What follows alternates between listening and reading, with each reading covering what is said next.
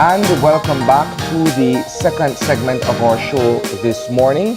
We have been joined on set by the acting president of the Football Federation of Belize, in the person of Mr. Marlon Kuylen.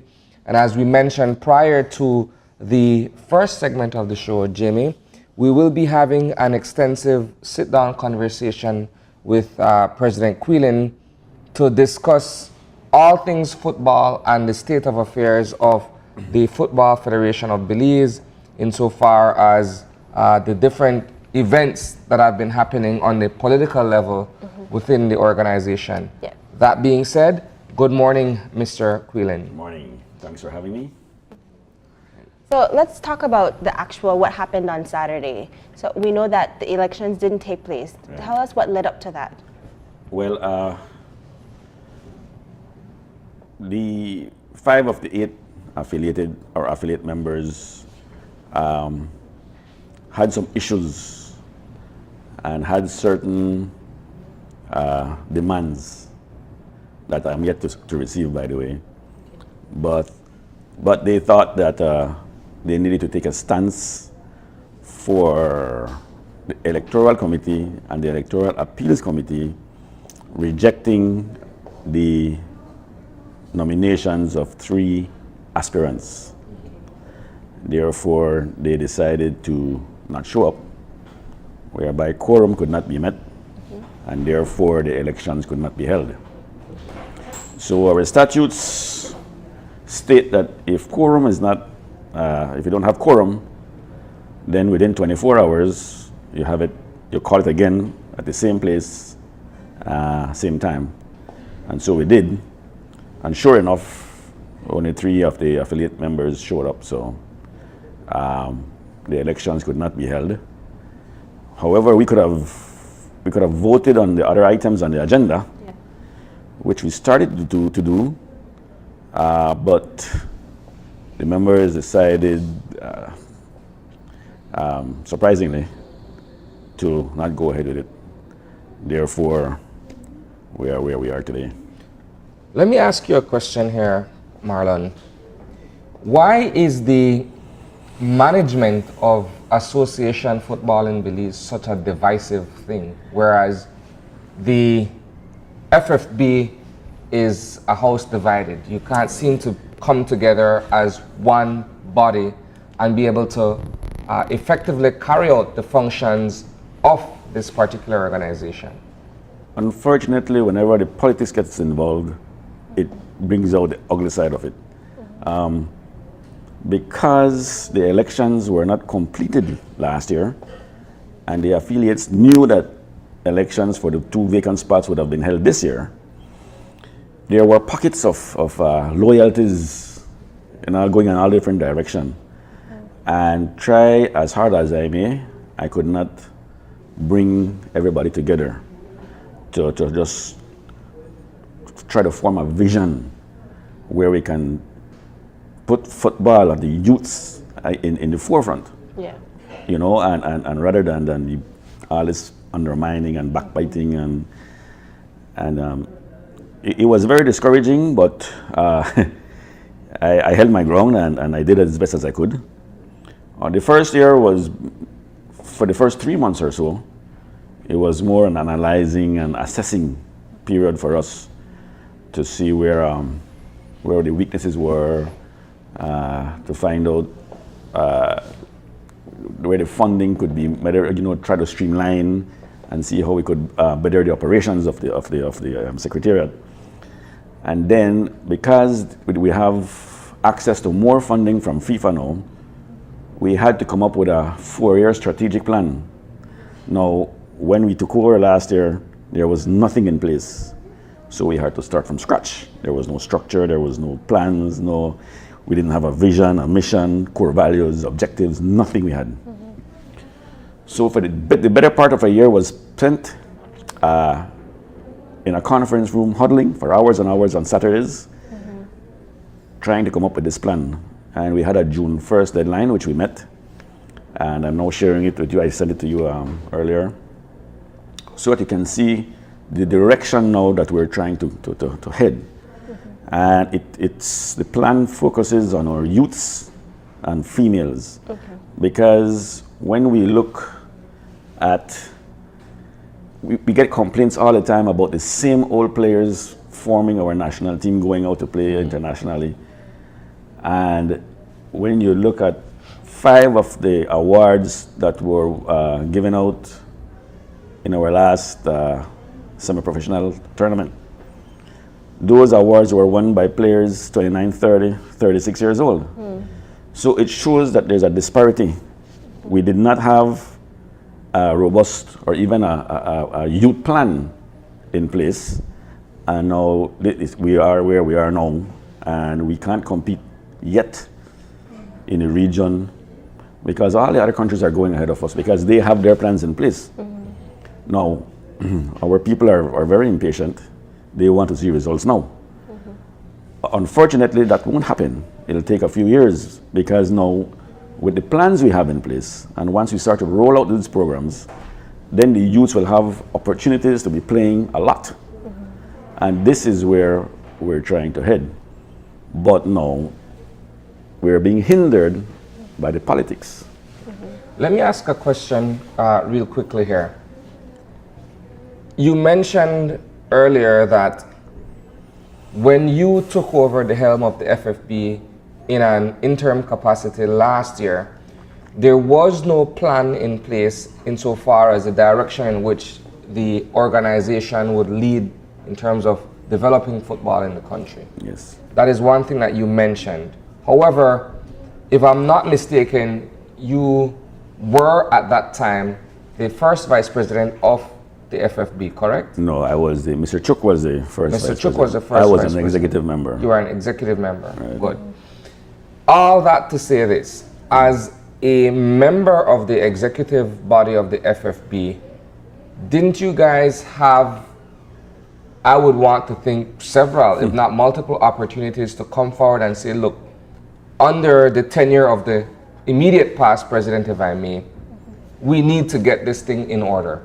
I would want to think, if Jamie and I are both members of an executive body and we are answerable to a president, and we see that after a few months or a few years that we don't have anything concrete, then I would raise my voice and say, well, look, something's got to give. Why did not this happen back then, prior to you assuming the interim presidency?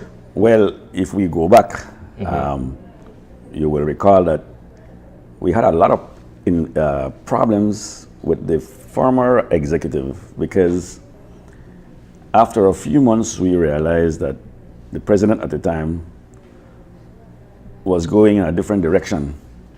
He had no real vision, I would dare say.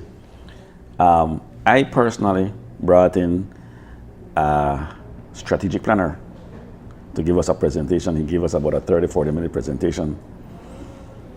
And because we knew that we had to have assistance from outside so that we could plan, we get everybody in a room and then we get them independently. This person would go out to them and come up with a plan and a direction on how we need to go. But in his wisdom, or lack of, he wasn't interested.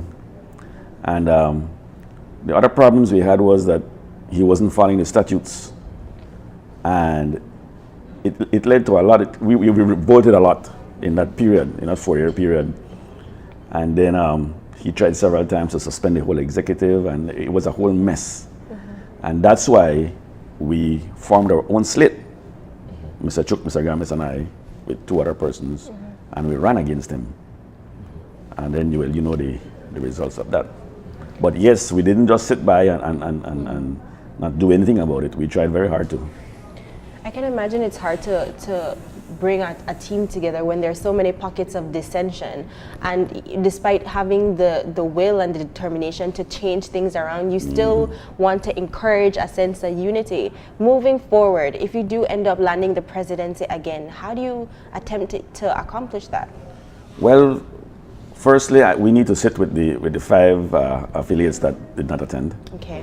And see what their demands are and how because they seem to think that they have a plan that we can move it forward. and then I have to meet with the other three that were not, what that showed up, and then we come to a common ground. We just have to, Yeah. you know. On Saturday, I told them that, you know, all this politics and all the fighting is not getting us anywhere. It's embarrassing. Yeah. You know, internationally we look at that like fools to a certain extent.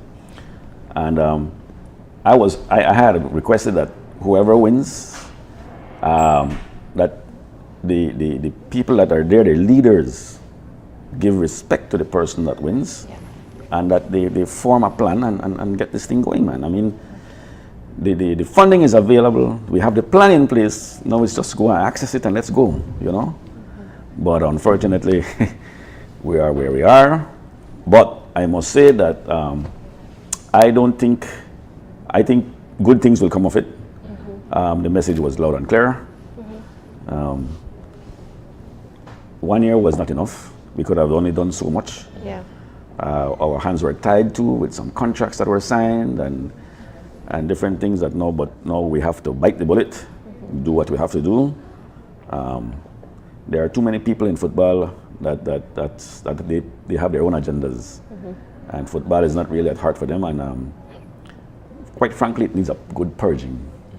No, I am glad that you bring up the idea of having to undergo this cleansing, if I may, to get rid of the bad apples, so to speak.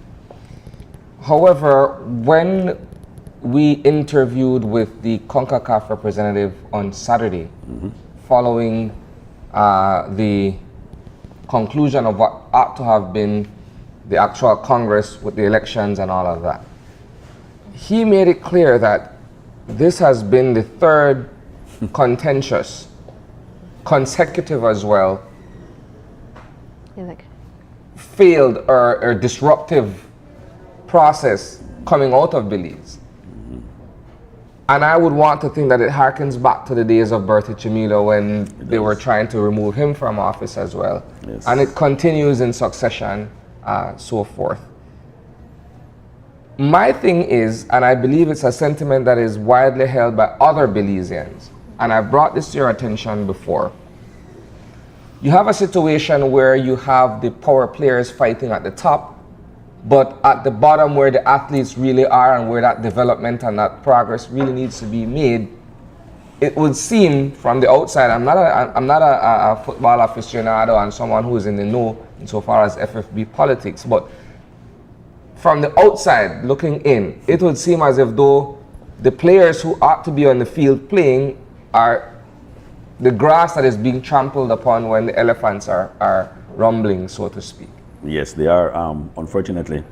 But if you look at it, right, you will see the ones that are fighting and are the ones that are outside. The people from the outside, they have, or I should say a lot of them, have all the answers to, or they think they have all the answers to running, or the professional running of this organization. It's not until you get in there you realize the mess and the magnitude of the job at hand. Now, the fighting, whilst they were fighting, the organization, the administration had to continue. We were preparing a U20 female team to go out. We were completing our amateur female tournament. We were preparing for the first ever beach festival that was held last Saturday in Key Conquer. And these are the positives, but you will note that there was nothing, there was barely any attention given it to it. And this is where, yes, when you have the fighting on top, the players are the ones that are suffering. And it's very, very unfortunate. And that has to be changed. So what's next then? Well, what's next? Obviously, because we could not complete the Congress yesterday, we will have to recall another one. Now, the time frame, I'm not sure as yet. We don't have an ethics committee in place, which is very important for us. But we cannot just appoint people. It has to be, we have to call an extraordinary Congress, which will give us 60 days, and these people will have to be elected. So we'll have to go and find people that are willing, and they have to pass a certain criteria. We would want to open it so that every affiliate could send in 2 names at least, so they feel the inclusiveness. Yeah. And then we have to look at the demands of the Congress members, the affiliates, find a common ground and try to move it forward. Definitely. Let me ask you another question here, Marlon. My understanding is that there were 3 directors who essentially were calling or had raised an issue. I would want to describe it as concerns of conflict of interest. Whereas what they were putting forward is the fact that how would you retain your post in your permanent capacity, for want of a better word here, and still offer yourself for candidacy going forward? In other words, how do you keep your post that you have and the acting post that you also have, and then want to compete at the level of becoming the next president of FFB? Shouldn't you relinquish one in anticipation of the other? There is nothing in our statutes or the electoral code that says that must be done. Even the FIFA statutes and their governing regulations has an article in there that says you can stay in office whilst vying for a post. So that was a moot point. Yeah, it was essentially. Now, they think, sorry, that it was unethical for me to do it. Yeah, everybody has their opinion. But what would have happened if I had resigned? I would be out of football right now because the elections didn't happen. So let's just say it's FIFA. This is years and years and years of FIFA having their governance and going through all this stuff. So in their wisdom, maybe that's why that article is in there, that you don't have to resign. Marlon, we're just about running out of time, but we definitely hear that you are in favor of having structure and a system in place, because of course any practical mind would tell you that's what you need. Exactly. So what's your main message? My main message, I mean, I could talk about all the negatives and all the people that are in there that shouldn't be in there, and all you're doing and all the stuff. But you know what? That's not going to get us anywhere. My message is that I would hope that all the leaders have children that they would want to see develop into a very good player that has international standards and so forth. But we have to put football in the forefront of the sport. I mean, there are lots and lots and lots of opportunities out there, especially for our athletes to go to colleges on football scholarships, which is something that I really want to push, because it's not only about playing football, it's about getting these kids off the streets, getting them busy, having them look forward to something in life, getting an education especially. So that when their football career is over, they have something to fall back on. And this is what we have to focus on. So we have to put the egos aside and our personal agendas, and like I say, find a common ground and move it forward. Or else we'll be in this position forever, and it's unfortunate. It's ridiculous, actually. Where do you stand, or how do you believe you'd fare off in a situation where, if it is successful, Sergio Chuk's appeal, and he re-enters the political race, so to speak? Where do you see yourself faring off insofar as, perhaps on one hand, Sergio Chuk has his strong supporters, on the other hand, Ruperto Vicente also has his strong supporters? Where do you stand in that mix? I just stand in the middle. I'm glad you asked the question, because basically you have people for Ruperto and people for Sergio. And if it goes to an election, we already know who will win. If it stands the way it is today. If and when that election will be called, I would just go back into my senior vice president position, because that's what I had gone for in the very beginning. Yeah.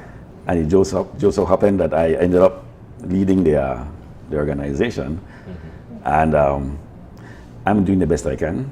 I will stay strong. It is discouraging on many times, but I was put there for a purpose, and when the time comes, then we will decide.